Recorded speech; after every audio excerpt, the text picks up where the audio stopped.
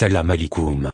Remonter le temps sur la trace d'illustres ancêtres peut réserver des surprises de taille près des rives de la Tamise, de celles qui sont de nature à mettre en émoi Buckingham Palace et la monarchie britannique, voire même au-delà, le vieux continent rongé par l'islamophobie, quand, en 1986, le prestigieux Institut de généalogie Burke-Spirage, l'un des plus renommés au monde, s'est attelé à la lourde tâche de reconstituer la lignée royale de la reine Elisabeth II. Son directeur de l'époque, Harold Brooks Baker, était loin d'imaginer que ses recherches minutieuses le conduiraient à établir un lien de parenté avec un grand personnage de la Mecque, qui marqua de son immense influence l'histoire de l'humanité tout entière, le prophète Muhammad Save.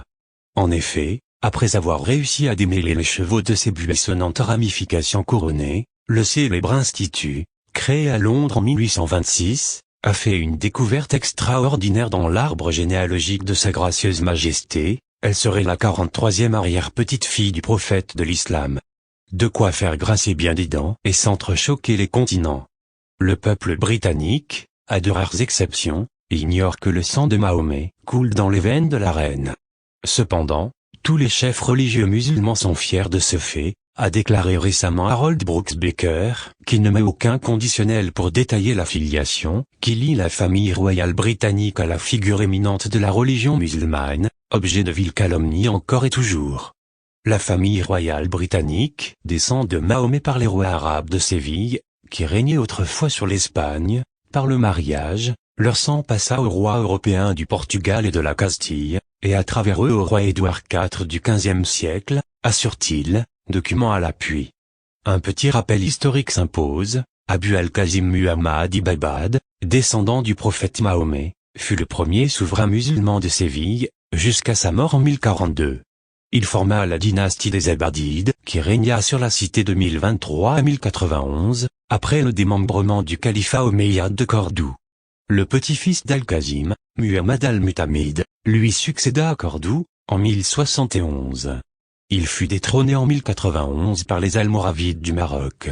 Après la chute de la dynastie, la fille d'Al-Qasim, Zaïda, descendante directe du prophète, épousa le roi Alphonse VI, roi espagnol de Léon et de Castille, se convertissant ensuite au catholicisme romain.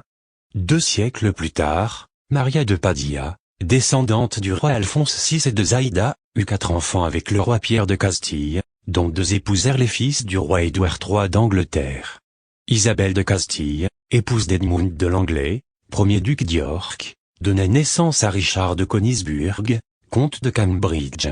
Le controversé Earl of Cambridge engendra le duc d'York, Richard Plantagenet, qui décéda à l'âge de 49 ans.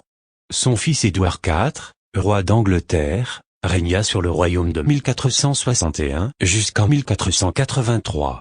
Et le reste, c'est de l'histoire, comme on le dit communément.